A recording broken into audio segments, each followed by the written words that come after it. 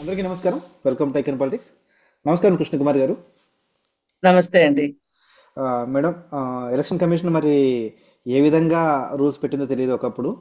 ఆ, వాళ్ళ మీద అభ్యర్థుల మీద ఉన్న క్రిమినల్ కేసులన్నీ వాళ్ళ ఫారంలో అంటే వాళ్ళు వేసే అప్లికేషన్లో పెట్టాలని చెప్పేసి దాన్ని పుణ్యమా అని చెప్పేసి ప్రజలకు కొత్త కొత్త విషయాలు అనేది తెలుస్తున్నాయి. ఎవరి మీద ఎన్ని క్రిమినల్ కేసులు ఉన్నాయి, ఎవరెవరికి ఎంత అప్పు ఉంది, ఎవరికి ఎన్ని ఆస్తులు ఉన్నాయి అనేసి. అందులో కొన్ని ఆసక్తికర విషయాలు ఏంటంటే, షర్మిల గారు కడప ఎంపీ అభ్యర్థిగా పోటీ చేస్తున్న నామినేషన్లో ఆవిడ చెప్పింది ఏంటంటే, ఆవిడ చే ఆ, వాళ్ళ అన్నయ్య దగ్గర, జగన్ గారి దగ్గర 82 కోట్ల అప్పు తీసుకున్నాను అనేసి.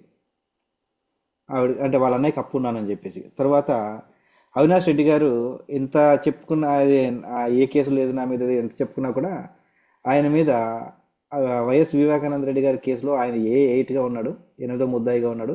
అలాగే ఆయన మీద మైదుకూరులో ఒక క్రిమినల్ కేసు కూడా ఉంది. ఆ విషయం ఇంతవరకు ఎవరికి పెద్దగా తెలిసినట్లేదు. ఏంటి ఎలా చూడాలంటారు?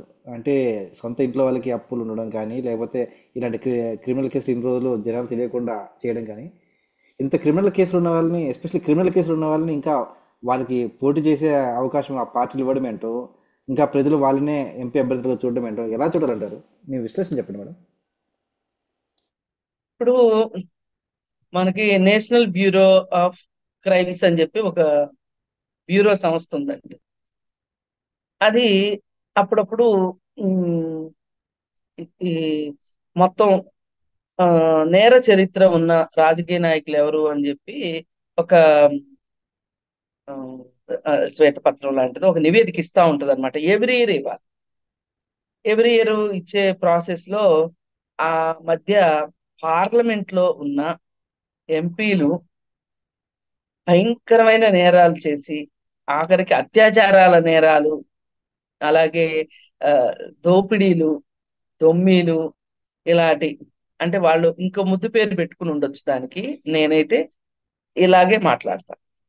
అయితే ఇలా చేసిన వాళ్ళు, నేర చరిత్రలు, ఆమ్, తీవ్ర స్థాయిలో నేర చరిత్ర ఉన్న వాళ్ళు ఒక 25% మంది, అలాగే అత్యాచార ఘటనలు ఇట్లాంటివి ఉన్నవాళ్ళు, ఇలా రకరకాలుగా ఒక నివేదిక అయితే సమాజంలోకి వదిలిందండి.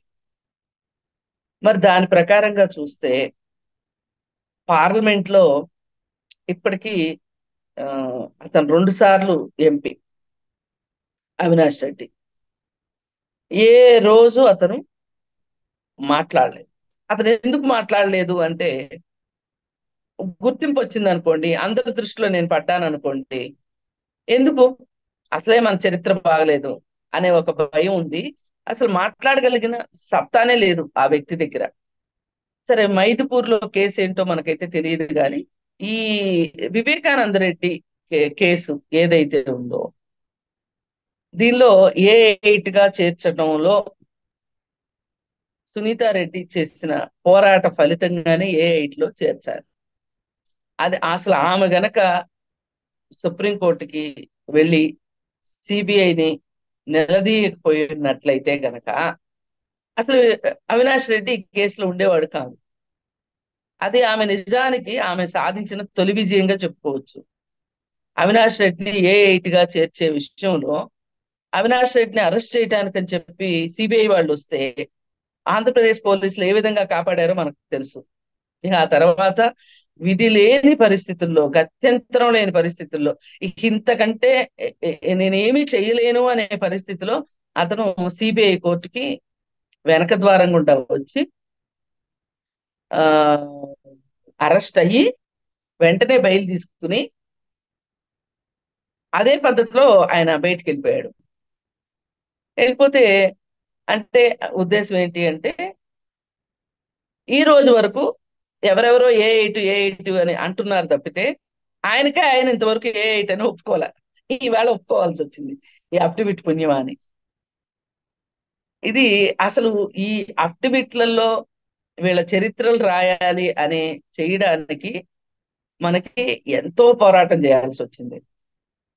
ఎంతో మంది పోరాటాల ఫలితంగానే అది వచ్చింది.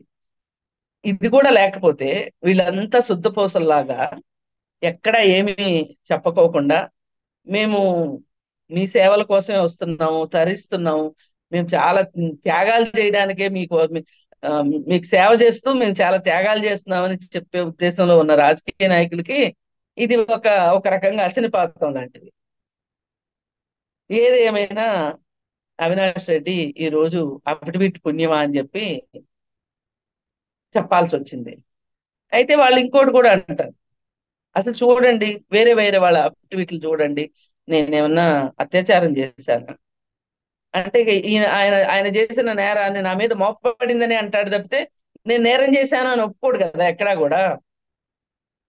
ఇప్పుడు ఇంత ఇదిగా ఈ గూగుల్ టేక్అవుట్స్, ఈ ఫోన్ కాల్స్ ఇవన్నీ బయటకు వస్తే కూడా ఇంకా బుకాయిస్తున్నాడు అంటే వాళ్ళ ధైర్యం చెప్పుకోవచ్చు కదా. అంటే కోర్టుల్ని మేము మేనేజ్ చేయగలమనే ఒక ధైర్యమే అతనితో ఆ విధంగా మాట్లాడిస్తుంది.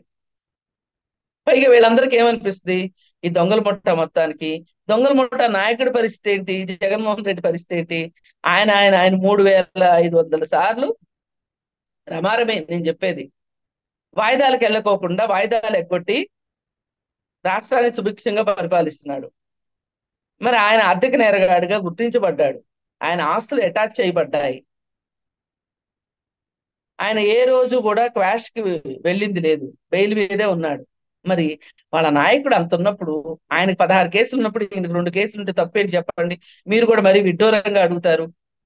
ప్రజలు కూడా అర్థం చేసుకోవాలి. అన్నని బట్టి తమ్ముడు, ఓకే, ఇది అయిపోయిన తర్వాత ఇంకా షర్మిల గారి దగ్గరికి వస్తే, షర్మిల గారు ఆవిడ మీద ఉన్న ఈ చిన్న చితక కేసులు ఆవిడ చెప్పడం జరిగింది. అవి రాజకీయ ప్రేరేపితమైనవి, అంటే రాజకీయ ఉద్దేశంతో చేసిన కేసులే గాని ఆమె వ్యక్తిగతంగా చేసిన పొరపాట్ల వల్ల గాని తప్పుల వల్ల గాని అయిన కేసులు కాదు అవి. అయితే ఇక్కడ అందరినీ అయోమయానికి గురి చేసిన విషయం ఏంటి అంటే, షర్మిల వాళ్ళ అన్నయ్య దగ్గర 82 కోట్లు, వాళ్ళ వదిన దగ్గర 19 లక్షలు అప్పు తీసుకున్నారు, అప్పున్నాను అని ప్రకటించారు. అయితే అసలు విషయం ఏంటి అంటే, లోగుట్టు పెరుమాళ్ళకి ఎరకండి. కానీ ఈమె అడగగానే ఈమెకి 90 లక్షలు 92 లక్షలు డబ్బు ఇచ్చేశాడు అని మనం అనుకుంటే అది భ్రమ. 92 కోట్లు, 22 కోట్లు. 92 కోట్లు ఇచ్చాడు అనుకుంటే భ్రమ. 92 కోట్లు ఇవ్వడు. కాకపోతే ఆయన ఏం చేశాడంటే, వాళ్ళిద్దరికి మధ్యలో వచ్చిన ఆస్తుల పంచాయతీలో ఏదో ఒక ఆస్తిని, ఈమె క్లెయిమ్ చేసుకున్న ఆస్తిని ఇస్తూ, నేను అప్పుగా ఇస్తున్నాను అని చెప్పి ఓ మాట పై మాట ఒకటి చెప్పి ఆవిడకి ఇవ్వటం జరిగింది. అందుకే ఆవిడ అలా చూపించారు. బహుశా నేను అనుకోవటం, ఇప్పుడు ఏ కుటుంబాల్లో అయినా ఇది జరుగుతుంది. ఏంటి అంటే, అన్న కొంచెం మంచి పరిస్థితిలో ఉంటే చెల్లెలకి ఏదన్నా ఇవ్వాలి అని అంటే గనక అప్పు అప్పు అని అనడం కరెక్ట్ కాదు. నీకు ఇంత ఉంది కాబట్టి, చెల్లికి పరిస్థితి బాగాలేదు కాబట్టి కొంచెం ఇవ్వు అని చెప్పి తల్లిదండ్రులు కూడా చెప్తూ ఉంటారు. వాళ్ళకు కూడా కొంచెం వివేకం పనిచేస్తే గనక అదే పని చేస్తారు. కానీ మన సార్కి వివేకం చాలా తక్కువ కదా. మరి ఆయన దగ్గర నుంచి మనం ఎక్స్పెక్ట్ చేయటం కూడా పొరపాటు. ఆయన దాన్ని అప్పుగానే, ఆయన ఆయన ఉద్దేశంలో అది అప్పే, అందుకే షర్మిల కూడా అది అప్పుగా చూపించింది. బహుశా నేను అనుకోవటము, ఇలాంటి విషయాల్లోనే వీళ్ళిద్దరికీ తగాదా వచ్చి ఉండొచ్చు. ఆ తగాదా చిలికి చిలికి చిలికి గాలివానగా మారి ఆమె అతన్ని ఎదుర్కోవటానికే రాజకీయాల్లోకి వచ్చిందేమో. అంతకుముందు జగనన్న బాణంగా ఉన్న ఆ షర్మిల, ఆ ప్రపంచంలో ఏ మహిళ అంత అన్ని పాదయాత్రలు చేయలేదు. ఒకటి కాదు, 2 పాదయాత్రలు చేసింది షర్మిల. ఇది మామూలు విషయం కాదండి. ఏ ఏ మహిళా నాయకురాలు ఇంతవరకు ప్రపంచంలో ఆ ఈ పాదయాత్ర చేసింది లేదు. సరే, పాదయాత్ర వెనకమాల ఆమె లక్ష్యాలు ఏంటి, ఆమె ఎంతవరకు సాధించింది అనేది పక్కన పెడితే, ఆమె అయితే చేసింది కదా. అంత ఆ ఒకసారి అన్న కోసం, ఒకసారి రెండోసారి తన కోసం చేసింది అంటే, మరి ఆమె రాజకీయ పరంగా ఎంత కష్టపడిందో చూడండి. ఇప్పుడు ఆమెకి ప్రత్యక్షంగా నీకు ఇది లాభము అని అన్న చెప్పకపోతే కూడా, ఒకవేళ ఏమన్నా చెప్పాడేమో, అయినా కానీ జగనన్న వదిలిన బాణాన్ని అని చెప్పి, రాజన్న బిడ్డని అని చెప్పి ఆమె ప్రజల మధ్యలోకి వెళ్ళింది కదా, అంత కష్టపడింది. మరి అంత కష్టపడిన దానికి ఫలితంగానైనా సరే ఆమెకి ఆ 82 కోట్లు అప్పు అనే మాట అనడము కొంచెం మనకి కర్ణ కఠోరంగా ఉంది. బహుశా నేను అనుకోవటం ఈ ఈ ఈ విషయం మీదనే ఆ విజయమ్మ కూడా చెల్లి కదా, ఆ డబ్బులు ఇచ్చేయచ్చు కదా ఆ అని ఆమె చెప్తేనే అసలు అక్కడనే తగాదాలు మొదలైనవి అని కూడా అనిపిస్తుంది.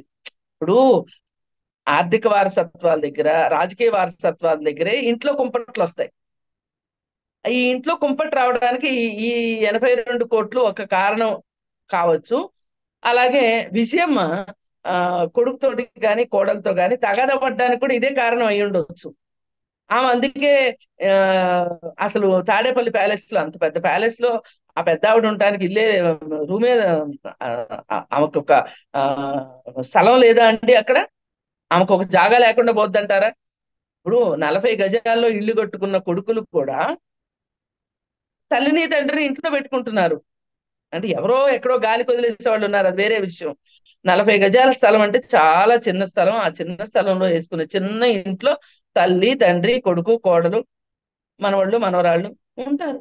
మరి అలాంటి పరిస్థితుల్లో అంత పెద్ద ప్యాలెస్ లో ఆవిడకి చోటు లేకోకుండా చేశాడు జగన్మోహన్ రెడ్డి అంటే బహుశా ఈ ఈ ఈ ఈ, ఇట్లాంటి విషయాల్లో ఆమె ప్రశ్నించడమే అయి ఉండొచ్చు కారణం. లేకపోతే నీకు ఇన్ని డబ్బులు ఉన్నప్పుడు ఒక 82 కోట్లు ఇస్తే ఏమి కొంపలంటూ పోతాయండి నీకు? ఇవాళ భారతదేశంలో ఏ రాజకీయ నాయకుడికి లేని ఇళ్ళు అన్ని మహానగరాల్లోనూ జగన్మోహన్ రెడ్డికి ఇళ్ళు ఉన్నాయండి. ఢిల్లీలో ఉంది, బాంబేలో ఉంది, కలకత్తాలో ఉంది, మద్రాసులో ఉంది, బెంగళూరులో ఉంది,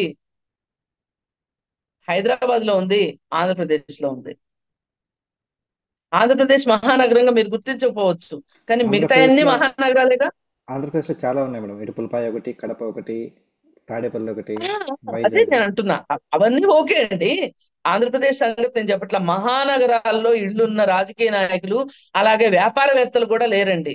ఇప్పుడు అంబానీకి హైదరాబాద్ లో ఇల్లు కావాలని ఎందుకు అనుకుంటాడు?